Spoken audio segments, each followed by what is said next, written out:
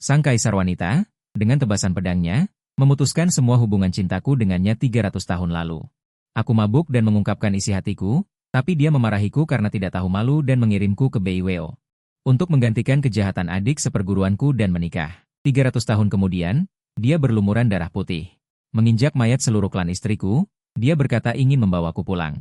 Aku mengangkat pedang dan meletakkannya di leherku. Yang mulia bercanda. Istriku adalah pemimpin klan serigala. Sekarang dia sudah tidak ada. Aku harus menemaninya untuk bisa pulang. Ketika seorang pelayan dari sisi guru menemukanku, aku sedang berlutut mati rasa di lautan darah. Melihat sekeliling, seluruh tanah dipenuhi pertempuran. Aku tidak bisa membedakan hari mana milik istriku, dan hari mana aku berada di sisiku. Pelayan kecil yang telah bersamaku selama 300 tahun, atau mungkin mereka semua adalah pelayan, dengan wajah cemas, melompat turun dari awan dan menghampiriku. Yang mulia, ikutlah kami kembali. Jangan biarkan Wan Yu Xianzun menunggu terlalu lama. Wan Yu. Setelah 300 tahun, aku mendengar nama ini lagi. Pupil mataku bergetar. Wan Yu Xianzun. Ya, Wan Yu Xianzun. Melihatku seperti ini, pelayan itu tampak senang dan berkata selagi ada kesempatan. Gurumu. Dia datang menjemputmu untuk pulang. Kata guru, sangat asing. Dari 9 tingkat langit yang ramai dan makmur hingga BIWO yang tandus dan terpencil ini, aku telah menunggu selama 300 tahun. Setiap saat aku menantikan hari ketika dia akan datang mencariku. Tapi tidak pernah. Setiap hari aku membuka mata, yang menyambutku hanyalah bulan purnama di tengah pasir kuning yang bergulung dan senyum cerah Gu Qingye seperti matahari. Gu Qingye adalah satu-satunya hiburanku di BIWO selama 300 tahun. Dan sekarang, aku tidak bisa menemukannya. Mereka semua mengatakan bahwa Gu Qingye berkolusi dengan iblis dan menyebabkan kekacauan di dunia. Tapi hanya aku yang tahu bahwa itu hanyalah tuduhan yang dilontarkan surga kepada klan serigala. Kepribadian Gu Qingye sangat lugas. Bagaimana mungkin dia memiliki pikiran yang rumit seperti itu? Aku tidak akan pergi. Aku menggelengkan kepala.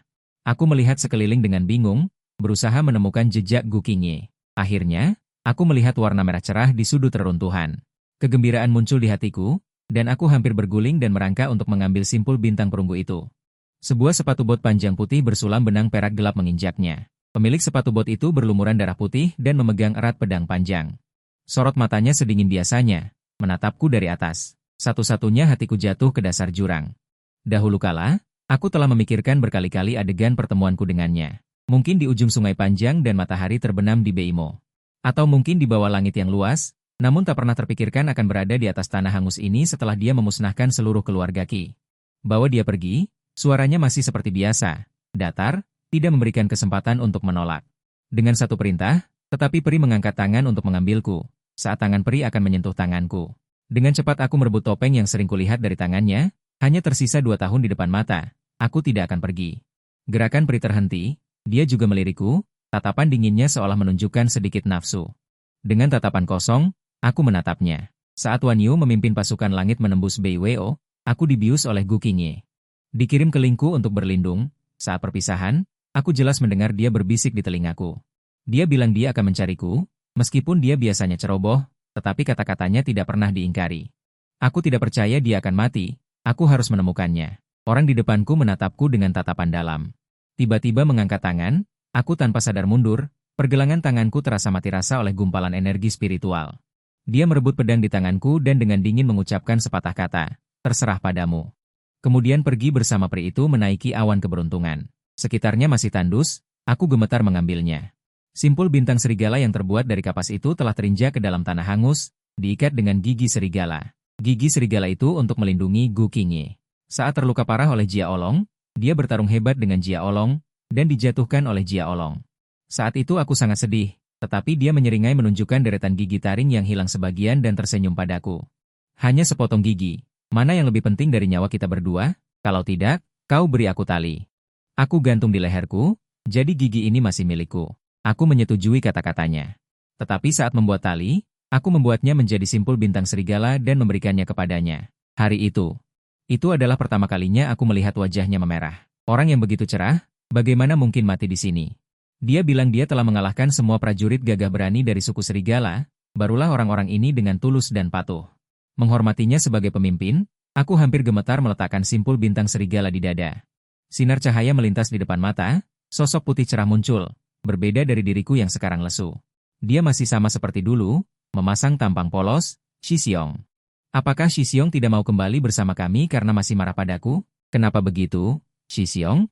Shizun dulu juga merasa kasihan padaku karena tubuhku lemah, makanya membiarkanmu menggantikanku menebus dosa di sini. Bukankah dia sekarang datang menjemputmu untuk kembali? Berhentilah bersikap keras kepala. Apakah semua perkataanmu menyiratkan bahwa aku membuat keributan tanpa alasan? Memamerkan perhatian Wan Yu padanya. Namun, apakah aku bukan lagi orang yang hanya memiliki Wan Yu di hatinya? Aku juga tidak akan mudah goyah hanya karena beberapa patah kata darinya. Aku mengabaikannya dan terus berjalan tanpa henti. Aku ingin menemukan sosok yang familiar itu. Gu Qingye ada di sini, maka Gu Qingye seharusnya juga berada di sekitar sini. Mungkin karena aku mengabaikannya, dia merasa malu. Chang Yu tiba-tiba bergegas di depanku dan menatapku dari atas ke bawah. Dia tersenyum aneh. Benar juga, Gu Qingye berkolaborasi dengan klan iblis. Jika aku jadi kamu, aku pasti tidak akan berani kembali ke 9 surga. Aku mengangkat tangan dan meninju. Matanya tajam. Pembohong, beraninya kau menyebut namanya. Chang Yu tertegun di tempat. Aku tidak lagi memandangnya dan pergi dengan angkuh. Aku tidak tahu sudah berapa lama aku berjalan di tanah tandus ini. Matahari terbit dan terbenam. Kemudian terbit lagi. Aku berlumuran lumpur, namun masih belum bisa menemukan Gu Qingye. Namun, aku melihat orang itu lagi. Dia berdiri di ujung langit dan batas cakrawala, menghalangi sedikit cahaya yang menerangi kesunyianku. Chang Yu bersembunyi di belakangnya, menari-nari dengan setengah roh yang terkumpul, dengan malu-malu bersembunyi di belakangnya. Sambil memegang lengan bajunya, dia memanggil dengan pengertian, "Guru." Kakak senior seharusnya tidak sengaja memukulku. Jangan salahkan dia. Ini salahku. Seharusnya aku tidak mengatakan Gu Qingye dan leluhur iblis. Belum selesai dia berbicara, aku mengangkat tanganku lagi. Chang Yu ketakutan dan buru-buru bersembunyi di belakangnya. Orang itu mengangkat tangannya dan meraih pergelangan tanganku, menghentikan gerakanku. Aku mencibir. Kenapa? Apakah kau datang lagi untuk membalas dendam padanya? Dia memfitnah istriku. Kenapa aku tidak boleh memukulnya? Tatapannya dingin. Bulu mata panjang menutupi matanya. Dia bukan istrimu, tetapi dia tidak melepaskan tanganku. Aku menarik tanganku dengan kuat, tetapi dia menggenggamnya semakin erat, dengan kekuatan yang besar. Seolah ingin menghancurkan tulang pergelanganku. Dia hanyalah pengkhianat alam surgawi. Dia menatapku dengan dingin. Bibir tipisnya mengucapkan kata-kata yang masih kejam. Menoleh dan kembali dengan guru. Kau seharusnya tidak terpengaruh olehnya. Guru, aku mencibir. Apakah kau lupa bagaimana kau mengatakan bahwa aku membunuh ayah dan menghancurkan leluhur, mengabaikan rasa malu? 500 tahun lalu, karena sebuah kesalahan besar, aku bersujud di kakinya. Dengan hati-hati mengungkapkan semua perasaan remajaku, dia tiba-tiba membuka mata dan mendorongku jatuh dari tanah. 9 tingkat langit selalu musim semi, tidak pernah hujan, tetapi hari itu terpengaruh oleh emosinya. Awan hitam mendekat, hujan deras mengguyur, petir menyambar. Seolah ingin menembus atap, membelahku menjadi 2. Dalam kegelapan, wajahnya diterangi oleh kilatan petir, wajahnya yang suci dan dingin, tiba-tiba dipenuhi kejahatan berdarah. Dia mengangkat kaki dan menendangku, membungkuk mengambil lumpur di tepi sungai, dan melemparkannya ke kepalaku. Aku basah kuyup, menundukkan kepala dan memanggilnya Shizun, tetapi dia berbalik dan membentak dengan suara serak. Menipu dunia dan menghancurkan leluhur, tidak tahu malu. Jangan panggil aku Shizun lagi. Aku tidak punya murid yang tidak tahu malu sepertimu. Setelah hari itu, dia yang sebelumnya berjanji hanya akan memiliki 1 murid. Membawa kembali adik murid kecil dari dunia fana, bernama Chang Yu. Ketika dia pertama kali tiba di Feng Yundu. Dengan malu-malu, menarik lengan bajunya dan bersembunyi di belakangnya, menjulurkan kepala kecilnya untuk melihatku. Bertanya kepadanya, "Shizun, apakah dia Shixiongku?" "Bukan." Tatapan dingin Wan Yu menyapu tubuhku, orang yang tidak penting. Tidak perlu khawatir. Dia membawa Chang Yu melewatinya, bahkan tidak mau memberiku pandangan pun. Saat itu, aku menyadari, dia membenciku. Seberapa besar dia mencintaiku dulu, sebanyak itu pula dia membenciku sekarang. Itu karena Chang Yu. Chang Yu berkedip dengan mata polos dan naif, melihat setiap ruangan di Feng Yundu, dan akhirnya menunjuk ruangan tempatku tinggal dan berkata kepadanya, "Shizun, aku ingin tinggal di sini." Tanpa berkata apa-apa, dia segera menggunakan sedikit sihir, dan membuang semua barang-barangku keluar. Cawan luli, rumput ziun, lampu jiuhun. Semua hadiah kecil yang dulu sengaja dia berikan padaku, semuanya dihancurkannya menjadi berkeping-keping. Chang Yu menutup mulutnya dengan kedua tangan dan berkata sayang sekali. Ekspresinya acuh tak acuh, mengulurkan tangan untuk mengusap kepala Chang Yu. "Mulai sekarang itu kamarmu. Jika kamu suka, pertahankan di kamar Songnan." Nada bicaranya lembut. Kasih sayang dalam kata-katanya seolah meluap, sama seperti dulu padaku. Darahku mendidih, aku tidak bisa menahan diri. Menutupi mataku dan bergegas, untuk menanyainya di mana dia akan menempatkanku. Tetapi dia dengan dingin menyentakkan lengan bajunya. Merenggut dari tanganku, memutus, membakar habis, menyadari semua celah jari bersamanya. Dia melindungi Chang Yu di belakangnya, menentangku dengan ketekunan tersesat selama ratusan tahun. Aku tidak berani kau pergi. Tapi kamu juga tidak perlu serakah lagi. Ya, ketekunan tersesat selama ratusan tahun, dia tidak berani aku pergi. Namun setiap kali Chang Yu mengada-ada dan mengadukanku padanya, tanpa penjelasan menghukumku menyalin kitab, tidak memberiku kesempatan untuk berdebat.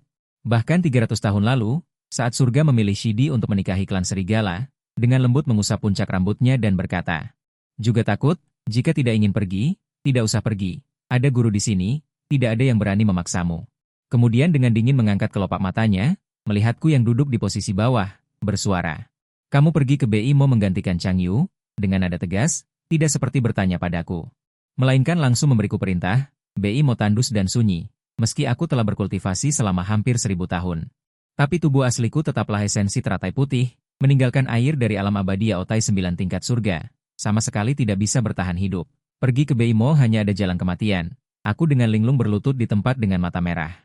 Melihat Chang Yu dengan mata berkaca-kaca meringkuk di pelukannya, keduanya sangat dekat, mengesampingkan status guru dan murid ini.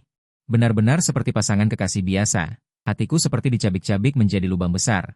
Saat itulah aku mengerti.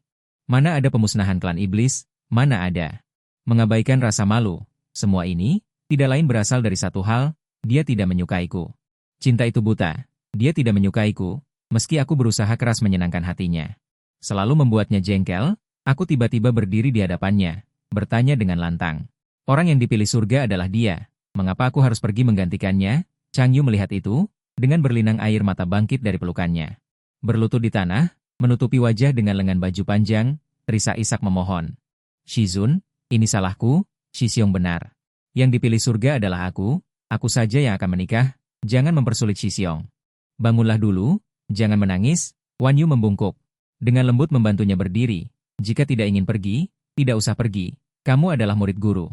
Tidak ada yang bisa memaksamu." Aku menelan kepahitan di hati, mendongak. Bertanya kata demi kata, tidak ada yang bisa memaksanya. Jadi memaksa aku? Sama-sama muridmu, sebenarnya aku ini apa di matamu? Mungkin tatapanku terlalu langsung dan tajam. Atau mungkin dia khawatir aku akan menyakiti Chang Yu. Dia maju selangkah melindungi Chang Yu di belakangnya, lalu memalingkan wajah, menghindari tatapanku. "Aku menampungmu selama 500 tahun, membimbingmu berubah wujud menjadi manusia. Chuyan, kau harus membalas budi." Yang kulihat adalah harapan dan kerinduan 500 tahun yang tak berujung. Namun baginya, itu hanya untuk melindungi Chang Yu. Dan syarat untuk membalas budi itu, tenggorokanku seperti tersumbat batu tajam, mengiris kerongkonganku. Hampir membuatku tak bisa bernapas. Aku mengepalkan jari-jariku, menundukkan kepala tanpa daya. Seperti terong yang layu karena es. Aku berkata, "Baik." Wan Yu mengerutkan pupil matanya, sepertinya ingin mengatakan sesuatu, namun pada akhirnya tidak mengatakan apa-apa. Hari aku dikirim ke Beiweo, cuacanya sangat cerah. Tidak ada peri yang mengantarkan minuman keras. Tidak ada musik surgawi yang memeriahkan suasana. Aku mengenakan gaun pengantin merah menyala, diantarkan ke perbatasan dua pasukan. "Terima kasih, Wan Yu Xianjun, telah mengirim suamiku kemari." Suara gadis itu jernih dan riang. Saat aku mendongak, aku melihat alis dan mata Gu Qingye yang dipenuhi bintang. Detik berikutnya, dia menggandeng tanganku. Menatap mataku dengan sangat serius, mengucapkan kata demi kata, "Suamiku, jangan takut. Setelah ini, aku yang akan melindungimu." Aku tertegun, lalu merasakan sakit di pergelangan tanganku.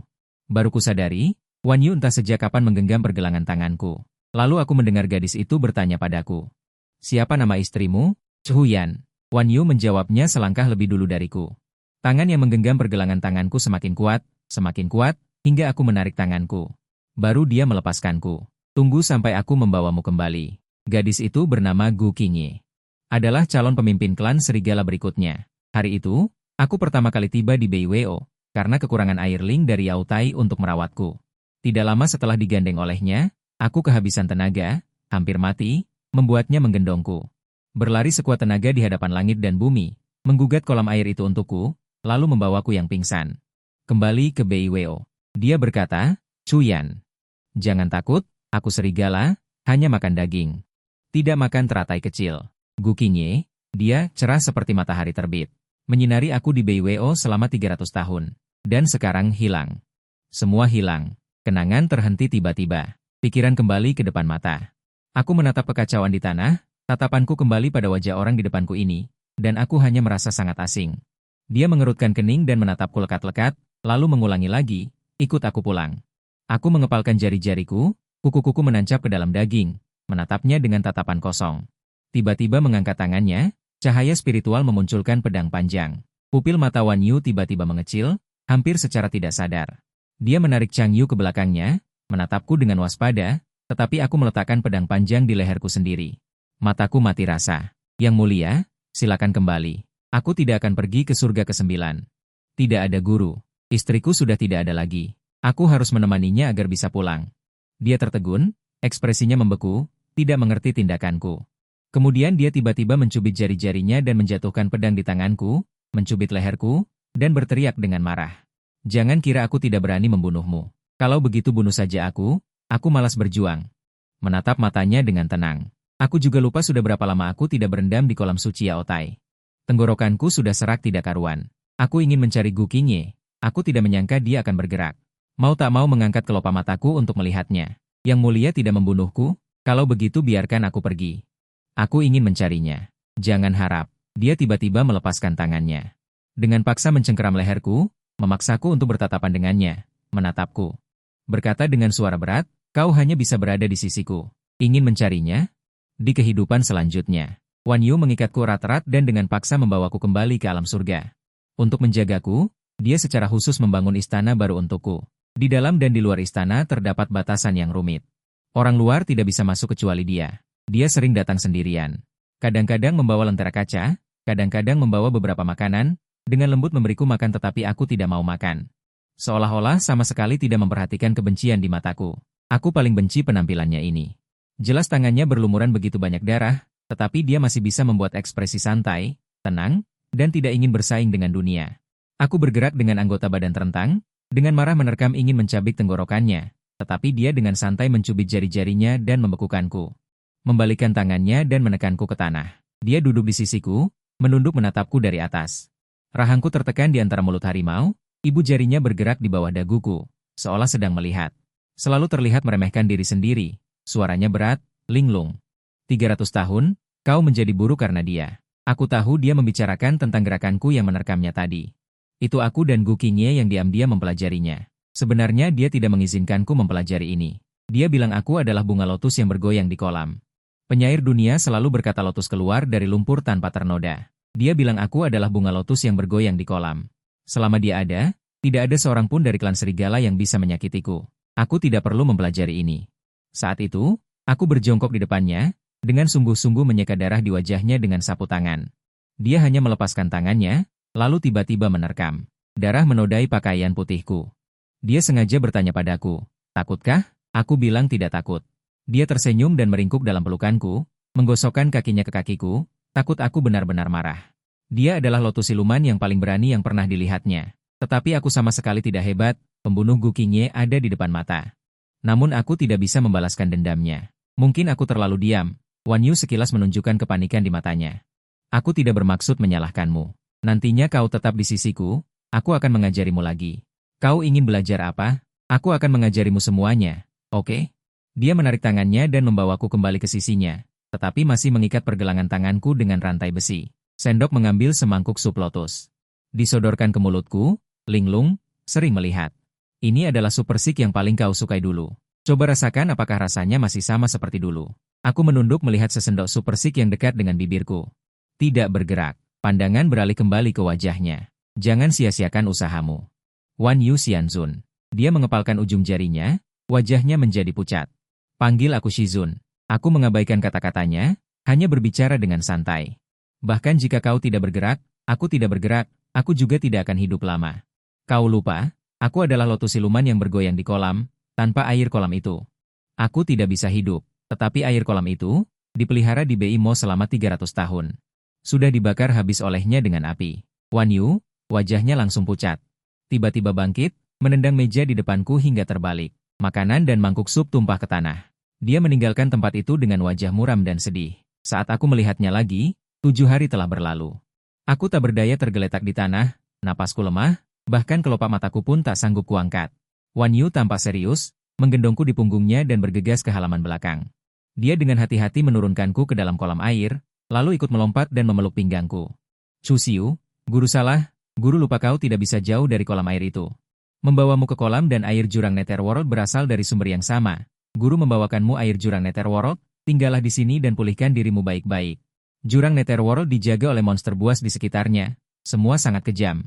Gu Qingye pernah pergi mengambil air jurang untukku. Ekornya digigit monster di dalamnya. Dia takut aku tidak akan mengenalinya, jadi dia menyembunyikannya. Dia berbohong padaku mengatakan ekor itu akan tumbuh lagi. Kemudian aku membuatkan ekor baru dari akar teratai, dia tersenyum bahagia. Mencium pipiku dengan lembut. Chu Xiu sangat hebat, Chu Xiu. Aku menunduk dan melepaskan diri dari pelukan Wan Yu, bersandar di dinding kolam, dan menenggelamkan tubuhku. Hanya memperlihatkan kepalaku. Dengan bantuan cahaya di halaman, aku baru menyadari. Ada luka cakar baru di wajahnya, dari sudut alis hingga sudut bibir, berdarah. Belum berkeropang. Wan Yu tampak sedikit tenang, jangan khawatir.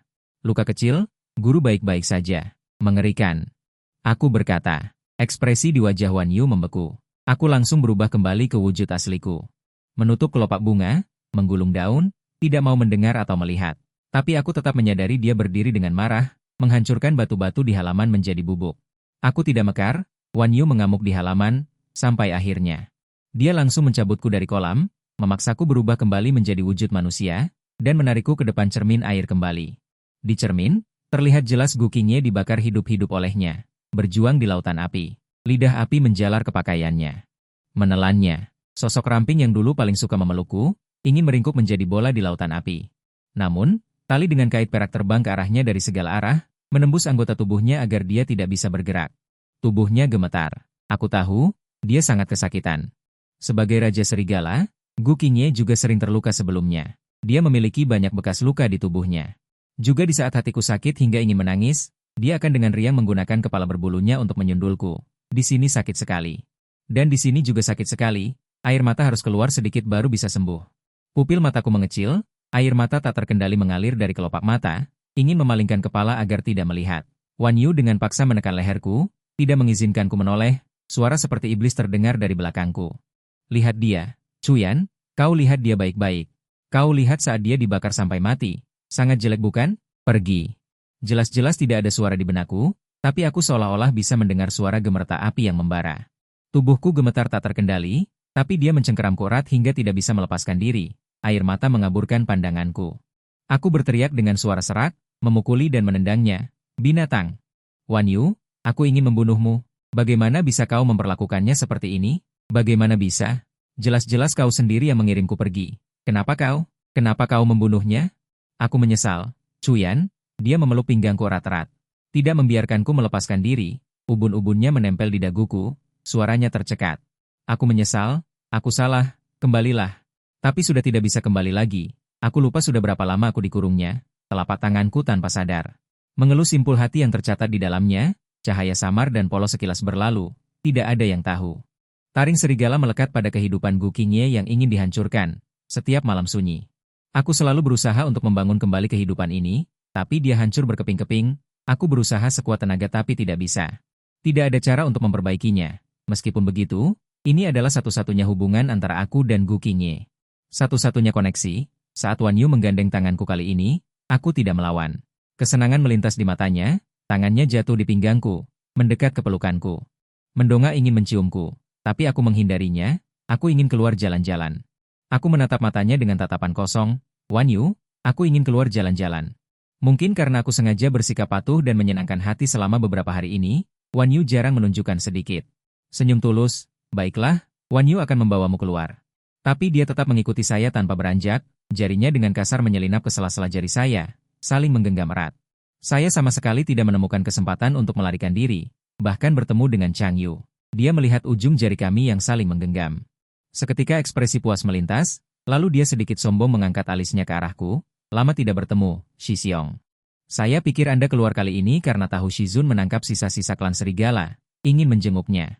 Diikat di belakang, rambut acak-acakan, tubuh berlumuran darah.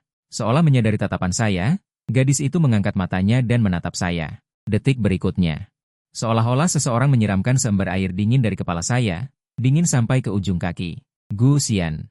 Satu-satunya adik perempuan Gu Qingye. Ketika saya baru dibawa kembali ke klan serigala oleh Gu Qingye, dialah orang pertama yang menyambut saya. Seorang gadis kecil, berjinjit menyerahkan karangan bunga yang ditenunnya sendiri di depan saya. "GG, kamu sangat cantik." Orang-orang di sekitarnya tertawa karenanya, bahkan aku pun tak bisa menahan senyum. Gu Qingye mengetuk kepalanya. "GG itu tampan, menyuruhmu untuk tidak belajar dengan baik dengan guru." Dia sangat penakut, dan sangat manja. Bahkan saat ada petir, dia akan menangis tanpa alas kaki. Menangis kepelukan Gu Qingye, merengek ingin tidur dengan Gu Qingye. Gu Qingye akan dengan sabar mengetuk kepalanya. "Sudah beres, hanya kali ini saja," lalu menatapku dengan sedikit menyesal. Saya hanya bisa tidur di ranjang panjang di luar rumah, menjaga mereka. Mata Gusian berkaca-kaca, tanpa suara membuka mulutnya kepada saya, menggelengkan kepalanya. Baru kemudian saya menyadari, lidahnya hilang. Ketika saya bereaksi, saya sudah bergegas keluar dan menjatuhkan Chang Yu ke tanah. Mencekik lehernya dengan keras, menoleh dan berteriak marah kepada Wan Yu yang hendak maju. "Lepaskan dia. Aku menyuruhmu melepaskannya. Jika kau berani menyentuhnya, hari ini aku akan membunuhnya." Saya menggunakan kekuatan tingkat 9. Wajah Chang Yu menjadi ungu karena dicekik olehku, hampir tidak bisa bernapas, matanya memutih. Tapi bagaimanapun juga aku bukan tandingan Wan Yu. Dia dengan ringan mengangkat tangannya dan membawaku kembali. Terpenjara di sisinya, tidak bisa bergerak. Chang Yu dibantu oleh peri, menepuk-nepuk debu di tubuhnya. "Anak kecil, jangan bicara omong kosong. Shizun, dia adalah sisa-sisa klan serigala. Berkolusi dengan klan iblis untuk membuat kekacauan di dunia, harus dibunuh. Kamu bicara omong kosong." Aku menunjuknya tanpa peduli, seolah-olah klan serigala kami tinggal dengan damai di BWO. Kapan pernah kami pergi ke dunia manusia? Jelas itu adalah kamu. Jika ingin menuduh, tidak perlu khawatir kekurangan alasan. Chang Yu sedikit mundur, menatap Wan Yu di belakangku dengan ketakutan. "Guru," Wan Yu dengan lancang menari untuk membantu klanku. Aku tidak bisa lagi menahan amarah di hatiku. Membuka mulut dan menggigit mulut harimaunya. Menggunakan seluruh kekuatan, mulutku penuh dengan rasa darah. Dia seolah tidak merasakan sakit. "Kamu adalah orang dari alam surgawi, bukan orang dari klan serigala." Setelah beristirahat selama beberapa tahun, lalu mendongak dan berkata kepada Chang Yu, "Bawa dia turun." "Berani kamu." Aku berjuang sekuat tenaga, tetapi tiba-tiba darah naik ke kepala. Pandanganku menjadi gelap, seluruh tubuhku pingsan, ketika aku bangun lagi. Aku masih berada di istana itu, di dalam aula berlutut sekelompok dayang, Wan Yu dengan wajah muram. Duduk di samping tempat tidurku, "Kamu berani diam-diam menyembunyikan roh asal klan serigala, dan bahkan melukai roh asalmu sendiri untuknya sampai sejauh ini. Tahukah kamu, roh asal wanitamu melemah hingga hampir mati." Aku tanpa sadar menutupi bintang kosong. Simpul bintang merah berkerut. Ketakutan langsung memenuhi seluruh pikiranku. Aku segera bangkit dan berlutut di tanah. "Tidak, jangan, guru. Kumohon kembalikan benda itu padaku, itu adalah harapan terakhirku, kumohon." Namun dia menepis tanganku, berbalik dan berkata dengan dingin, "Klan serigala berkolusi dengan dunia iblis. Dengan kejahatan ini, roh asal bawaannya juga tidak akan selamat." Sambil berkata, dia mengangkat tangan kanannya, di ujung jarinya yang pucat, tergantung simpul bintang kanak-kanak merah menyala itu. Dalam kemarahan, aku segera merebut mangkuk obat di tangan dayang di samping dan membantingnya hingga pecah, mengambil pecahan porselen dan dengan kejam menekannya di leherku. Darah perlahan mengalir di sepanjang telapak tanganku, mata Wan Yu bergetar, tangan yang memegang simpul bintang kanak-kanak itu mengencang. Urat-urat biru menonjol di punggung tangannya. "Wan Yu, ini adalah benda terakhirku. Jika kamu ingin menghancurkannya, aku bersumpah, kamu tidak akan pernah bisa melihatku hidup lagi." Wan Yu tiba-tiba berbalik, separuh wajahnya tersembunyi dalam bayangan, matanya merah padam. Berbisik kepada iblis, suara itu terdengar lagi, "Pengkhianatan. Bukankah kamu ingin guru membebaskan sisa-sisa klan serigala itu?" Tubuhku bergetar, menggigit bibirku erat-erat. Tangan yang memeluk lututku terkulai lemas, bahkan jika Dewa Emas Daluo datang, apakah tidak mungkin untuk melengkapi pecahan roh asalnya ini? Tapi bukankah sisa-sisa itu masih hidup? "Kau biarkan Shizun mengambil ini, maka aku akan melepaskan sisa-sisa itu." Gusian berubah menjadi wujud aslinya, berlari beberapa langkah, lalu menoleh kembali menatapku. Mata hijaunya yang bulat penuh dengan keengganan berpisah, aku memaksakan senyum padanya, melambaikan tangan padanya. Baru setelah itu dia menghilang secepat kilat di ujung gerbang selatan. Chang Yu yang berdiri di samping mengertakkan gigi dan mengepalkan tinjunya, bergumam dengan tidak puas. "Shizun, diam." Kali ini Wan Yu tidak membujuknya. Dia tampak tidak puas, tetapi tidak berani memberontak lagi. Telapak tanganku menutupi dadaku. Hatiku kosong, tidak ada yang tersisa. Aku tidak bisa menahan Gusian. Sekarang bahkan satu-satunya warisannya pun tidak bisa kupertahankan. Di bawah linglung, aku merasa pusing, ketika aku sadar kembali. Wan Yu mencengkeram daguku, dengan paksa menuangkan obat ke dalam mulutku, rasanya pahit saat masuk. Cairan obat menetes di sudut bibirku, membasahi pakaianku, hampir tidak bisa bernapas. Baru setelah itu dia melepaskanku, lalu memasukkan sesuatu ke dalam mulutku, sangat manis. Menghilangkan rasa pahit yang dibawa oleh sup obat pahit itu, tetapi tidak bisa menghilangkan sedikitpun penderitaan di hatiku. Itu manisan buah. Suara Wan Yu terdengar lagi di telingaku, aku sudah tidak punya waktu untuk mendengarkan sampai selesai. Dalam hidup ini, aku tidak bisa menggenggam apapun. 300 tahun lalu, aku tidak bisa menggenggam Shizun. 300 tahun kemudian, aku tidak bisa menggenggam Buxian. Sekarang, bahkan benda terakhir yang dia tinggalkan untukku pun tidak bisa kupertahankan. Sepertinya aku melihat Guxian lagi. Apakah aku sedang bermimpi? Kalau tidak, bagaimana mungkin aku merasa dadaku begitu hangat, sama seperti saat dia masih ada? Tidak apa-apa. 11 Yan, mulai sekarang aku akan selalu menemanimu. Ada aku. Tetapi tidak ada masa depan lagi, aku dan Guxian juga tidak punya masa depan lagi. Mungkin karena rasa bersalah. Wan Yu memindahkanku dari istana ke kamarnya, mataku mati rasa, menatap kosong keluar pintu. Di depanku entah sejak kapan ada sebotol perak, aroma darah datang dari tubuh orang itu, Shi Xiong. Kamu sudah bangun ya? Chang Yu memegang kulit serigala putih di tangannya, darah panas menetes dari tangannya. Tubuhku menegang, seolah disambar petir di tempat, tidak mungkin. Tidak mungkin, Wan Yu dia jelas-jelas berjanji padaku, akan melepaskan Guxian. Seolah melihat keterkejutan dan ketidakpercayaan di mataku, Chang Yu membungkuk mendekatiku, menggoyangkan kulit serigala itu di depan mataku. Sambil tersenyum mengejek, kau juga mengenalinya, kan? Shizun sengaja menyuruhku membawa kembali sisa-sisa klan serigala ini. Kupikir kau mengenalnya dengan baik, jadi kubawa dia untuk menemuimu. Padahal, belum lama ini dia terus merengek padaku dan Gukinye, mengatakan ingin bersama. Saat ini, dia terdiam dalam genggaman Chang Yu. Otakku terasa seperti terkoyak, sakit kepala yang menusuk. Sementara di telingaku terdengar suara puas dari Chang Yu. Kenapa? Kau sudah tidak tahan? Jika aku memberitahumu, muridmu, klanmu, tidak bersekongkol dengan klan iblis. Semuanya hanyalah cara Shizun untuk membawamu kembali ke 9 tingkat langit. Mereka semua mati sia-sia. Dan itu karena dirimu. Karena dirimulah mereka mati di tangan Shizun. Shi Xiong, kaulah biang keladinya. Kebencian membubung tinggi. Goncangan itu membuat organ dalamku terasa hancur. Sementara telingaku berdenging. Diam. Aku akan membunuhmu. Mataku memerah. Aku tiba-tiba melonjak.